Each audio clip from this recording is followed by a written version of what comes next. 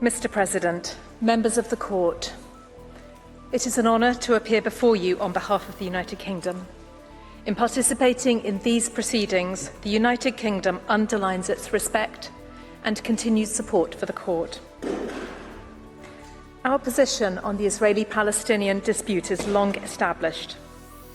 We firmly believe that a negotiated two-state solution is the only way to end Israel's occupation, to deliver Palestinian self-determination, and to preserve Israel's identity and security. That belief is founded on the relevant Security Council resolutions and the parties' existing agreements. Recent events only reinforce the importance and urgency of implementing the existing framework. On the 7th of October, Israel suffered the worst terrorist attack in its history. Hamas's terrorist attacks and the ensuing conflict in Gaza have resulted in tragic and large-scale loss of life and injury to civilians. Palestinians now face a desperate humanitarian crisis in Gaza. The United Kingdom wants to see an immediate suspension of the fighting in Gaza and then progress towards a sustainable and permanent ceasefire. It is essential to ensure irreversible momentum towards a two-state solution, guaranteeing security, justice and peace for both Palestinians and Israelis. The United Kingdom has only addressed matters of propriety in its written statement rather than the merits of the request. It takes the same approach in these oral submissions. In doing so, the United Kingdom should not be taken to accept any factual allegation or legal proposition advanced by other participants. Over the course of this week, we have heard certain characterizations of Israel's actions which we don't accept. We have also heard characterizations of our own conduct and the motivation for it, which we emphatically reject. We are confident that the Court will find analogies with unrelated cases to be entirely unhelpful. What matters is the case before it today. The United Kingdom confines its submissions to relevant matters of legal principle, firmly founded on the Court's own jurisprudence. We submit that the terms of the request do not allow the Court to give an opinion in a manner consistent with its judicial functions. The United Kingdom will focus today on 3 key points concerning propriety, which will be developed by Professor Saroushi. They are: first, the impact of the non-circumvention principle in this case. Second, the unsuitability of the fact-finding exercise that the Court would have to conduct to answer the request as presently framed. Third, the effect of Security Council resolutions 242 and 338. Each of these points independently provides a cogent reason for declining to answer the request. The Court will have observed that our third reason has occupied a particularly prominent place in the participants' oral submissions. Should the Court be minded to issue an opinion, then the United Kingdom would respectfully urge it to reformulate the questions to concentrate on the Security Council framework. In this scenario, the Court should focus on assisting the General Assembly in supporting urgent progress towards a negotiated solution. I will address this point in concluding the United Kingdom submissions later. But first, Mr. President, I invite you to give the floor to Professor Saroushi to address the issues of propriety. Thank you, Ms. Langridge. I now give the floor to Professor Saroushi. You have the floor, sir. Mr. President, members of the Court, it is an honour to appear before you on behalf of the United Kingdom. I shall first address the non-circumvention principle. The Court's jurisprudence has long recognised the distinction between its advisory and contentious jurisdictions. The Court has held consistently that its advisory jurisdiction cannot be used to undermine the fundamental requirement of state consent. Further, it should not provide a form of judicial recourse for parties, nor should the Court resolve disputes between parties using its advisory jurisdiction. Instead, the Court's advisory function is to offer legal advice to the UN organs requesting the opinion in order to assist them in their activities. Let me be clear. The United Kingdom does not submit that a state whose rights or duties may be affected by an opinion can prevent the court from giving an opinion. Rather, consistent with the court's jurisprudence, the United Kingdom's submission is that where a request is, I quote, directly related to the main point of a dispute between two parties, then the court should refrain from giving an opinion.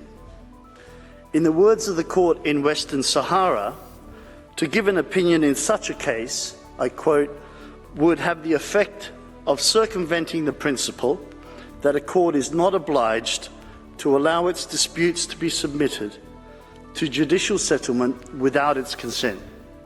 Close quote. If the court were to answer the request as currently formulated, it would entail a breach of the non-circumvention principle. The United Kingdom makes 4 points. The first relates to the nature and content of the bilateral dispute. It is more than a mere difference of views. It is a dispute of acute sensitivity. It is long-standing. It concerns the status of Israel's occupation, issues of security, and the conditions under which Israel can and should withdraw from the occupied Palestinian territories. Second, the request engages that core dispute. The General Assembly asks the court to consider in express terms and rule on both the legal status of the occupied territories and the legal consequences of that status. The court is also invited to make findings of Israeli responsibility in relation to its policies and practices. This engages key permanent status issues which are at the heart of the Israeli-Palestinian dispute, including on Jerusalem, on settlements, on security arrangements, and on borders. Indeed, a key participant has described the Assembly's request as taking the entire Palestine question to be looked at by the highest court in the globe. The third point concerns the relief requested. The court is asked to determine that Israel's occupation is unlawful and to order that Israel should withdraw immediately from the occupied territories as a result. Over the course of this hearing, the court has repeatedly been requested to order Israel's immediate, unconditional and total withdrawal. This repeated insistence further demonstrates that the court is being asked to decide the main point of the dispute, which several states recognise. Finally, Israel has not consented to the main points of the dispute being resolved by this court. To the contrary, it has asked the court to refuse to respond to the request. Given the content of the request as currently formulated, there is thus no basis on which the court should answer it. Participants have identified two main counter-arguments as to why the court should proceed to answer the request. First, they say the court can determine key issues relating to the parties' bilateral dispute because it is of broader concern to the UN. Their argument relies on the court's recognition in the Wall opinion that the General Assembly has a permanent responsibility towards the question of Palestine. The result, they say, is that the request arises, quote, in a much broader frame of reference than a bilateral dispute. With respect, the United Kingdom disagrees. The General Assembly's consideration of a bilateral dispute does not mean that the non-circumvention principle is inapplicable.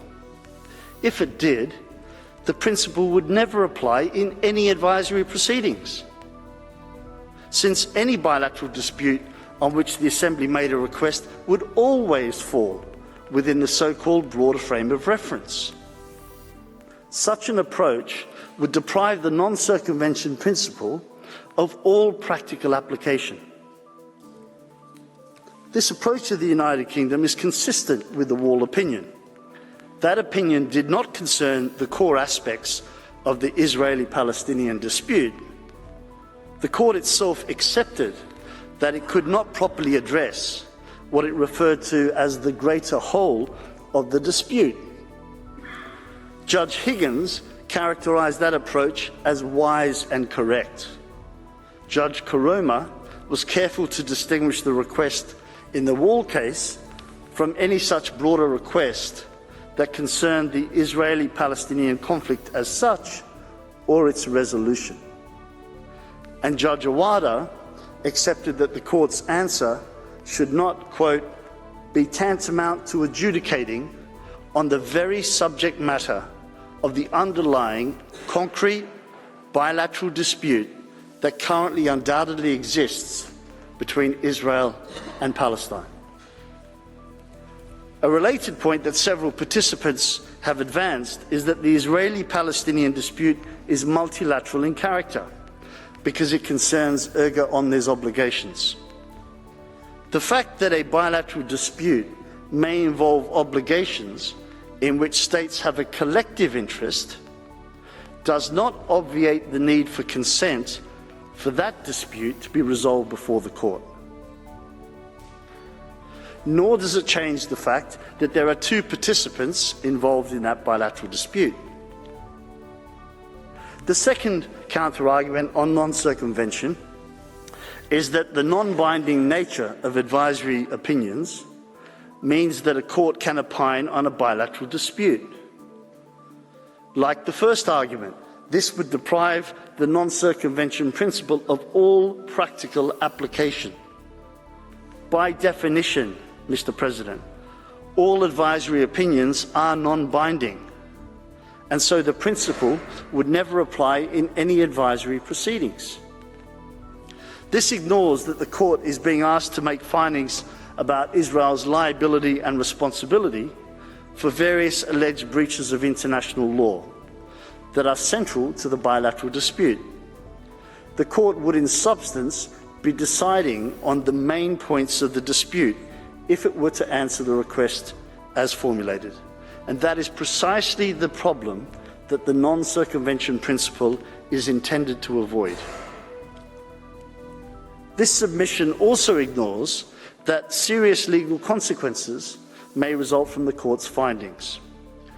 This risk is even more pronounced since several participants asked the court to make legal determinations for the express purpose of clarifying the law relevant to the parties' negotiations. In sum, the principle of non-circumvention is engaged in this case. Mr. President, members of the court, if this fundamental legal principle is ever to have any real meaning or application, the court must decline to answer the request as currently formulated.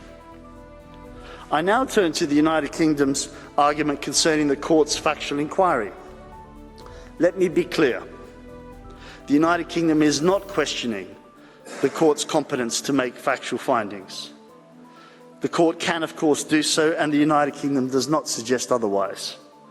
Nor is there any doubt that the information and evidence available to the court is voluminous.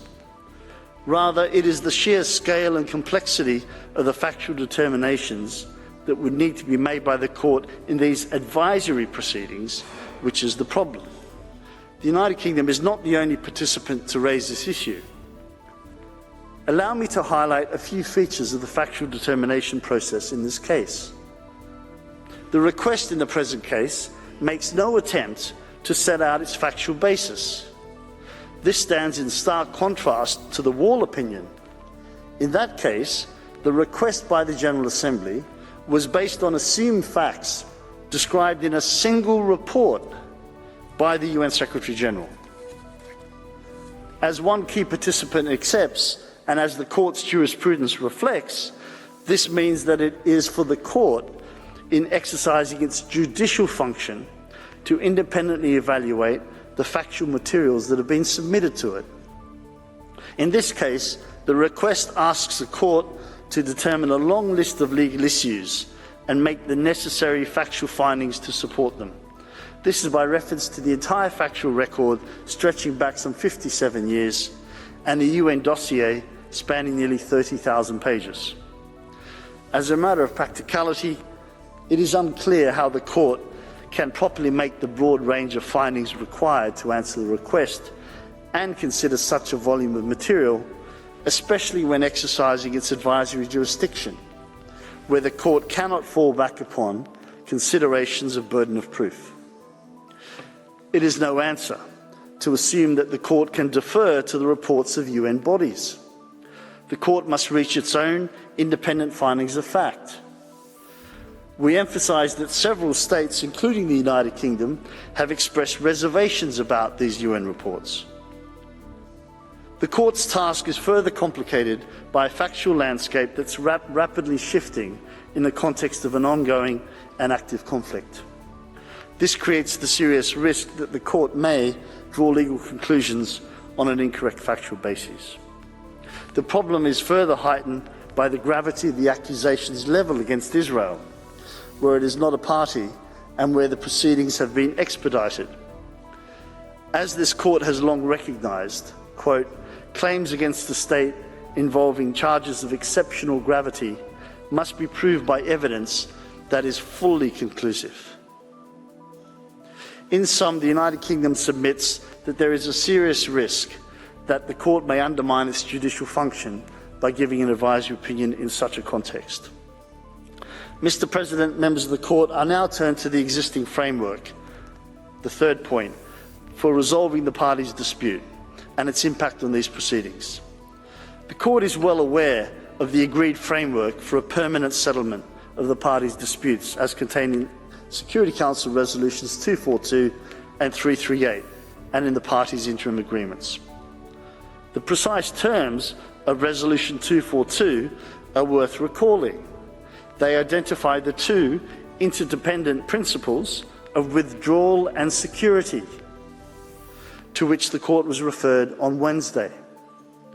To be clear, this resolution does not determine that the occupation is unlawful. The terms of the resolution make this plain. The Security Council and the General Assembly continue to endorse this framework.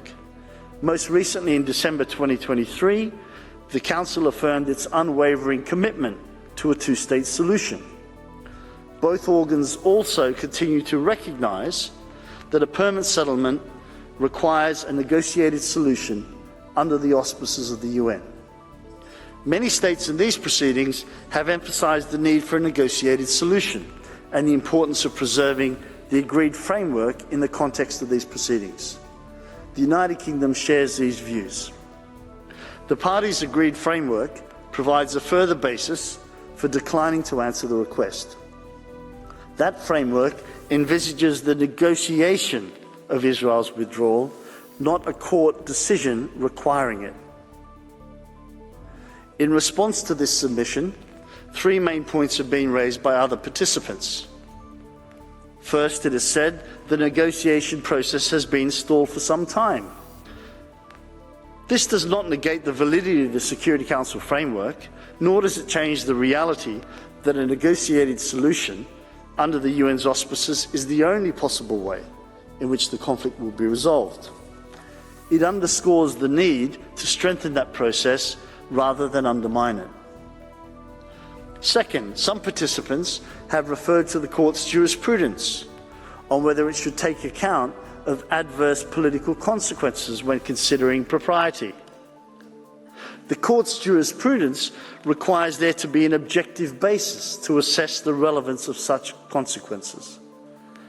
In this case, there is an objective basis. It is the established Security Council framework. The General Assembly's general mandate in respect of the Palestinian question cannot override the Security Council framework. Third, it is argued that an opinion will not interfere with the Security Council framework or with negotiations conducted under its auspices. Instead, it is claimed an opinion will assist that process. Participants rely on the court's statement in the Wall opinion that the negotiations must be conducted in accordance with international law and equivalent language in Council resolutions. And so the Court's legal conclusions can and should, they say, constrain the bases on which those negotiations are conducted. With respect, Mr. President, this argument is flawed. It would undermine the very premise of the Council's framework if the Court were to address the status of the occupation and require Israel's withdrawal. As I observed earlier, that framework inextricably links withdrawal with security and applies on a reciprocal basis. An unconditional order directed at only one party contradicts that fundamental requirement. It also undermines the additional premise that Israeli withdrawal will be achieved by negotiation rather than by court opinion.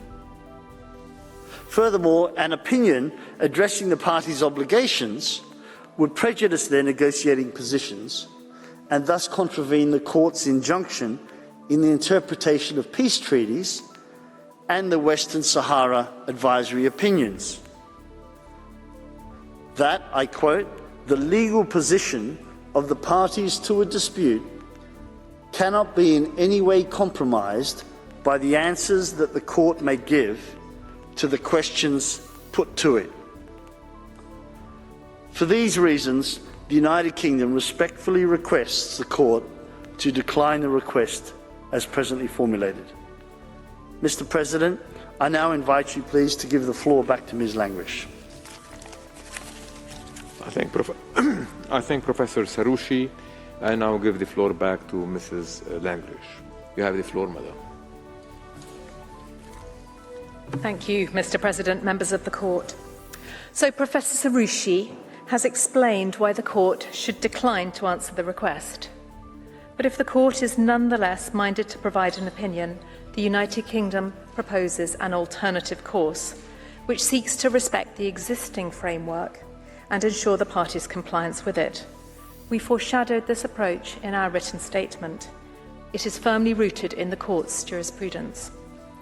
Let me start by recalling the Court's recognition in the Wall opinion that the resolution of the dispute requires the implementation of Security Council resolutions, in particular Resolutions 242 and 338.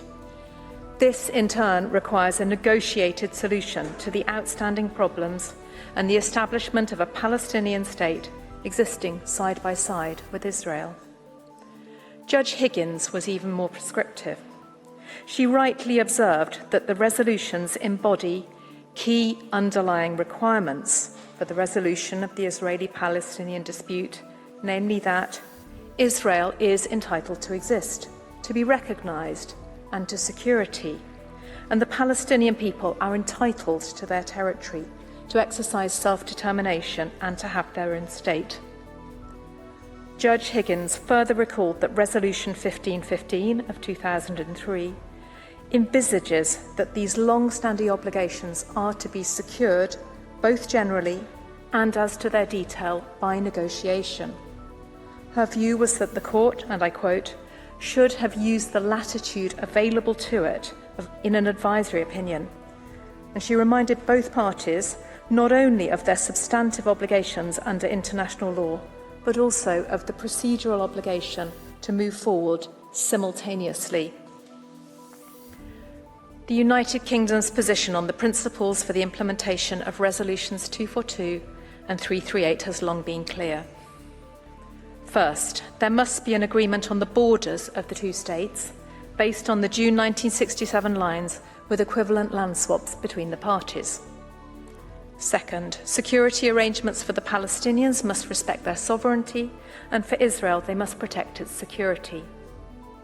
Third, a just, fair, agreed and realistic solution to the refugee question must be put in place. And fourth, the aspirations of both parties for Jerusalem must be fulfilled through negotiations on the status of Jerusalem as the future capital of both states. The United Kingdom agrees with those states that urge the Court not to cause prejudice to the existing Security Council framework or to decide any aspect of the parties' bilateral dispute. Like other participants, the United Kingdom recognises that an alternative route to respect propriety is to reinterpret the request or reformulate its terms. There is no question that the Court has the power to proceed in this way. It has often been required to interpret or even reformulate the questions put. As Judge Tomka has acknowledged, the Court can avoid intruding on a bilateral dispute by narrowing the scope of its answer. The question for the Court is how best to achieve these aims. We propose that the Court's opinion should focus on endorsing the continued application of the agreed framework, with a view to ensuring its urgent implementation. An answer of this kind would respect the 3 propriety limitations that we have identified. It would also assist the General Assembly to discharge its mandate on the Palestinian question, which many participants have emphasised is the object of this request. More specifically, the United Kingdom, in this alternative submission, respectfully invites the Court to do the following: to endorse the continued application of the Security Council framework to both parties, and the need for its urgent implementation at the earliest possible opportunity. To recall both parties' obligations to respect the terms of the Council's framework. To recall both parties' agreement not to aggravate their dispute by taking any step to change the status or integrity of the occupied territories until a negotiated solution is agreed. And lastly, to reaffirm the parties' obligations in their interim agreements that they negotiate on permanent status issues. In this way, the Court could assist the General Assembly in achieving its stated objective, which is to support urgent progress towards a negotiated solution within the Security Council framework. The United Kingdom reiterates that a negotiated 2-state solution is the only way in which the Israeli-Palestinian conflict will be resolved. Mr. President, honourable members of the Court, thank you for your attention. That concludes the United Kingdom's submissions.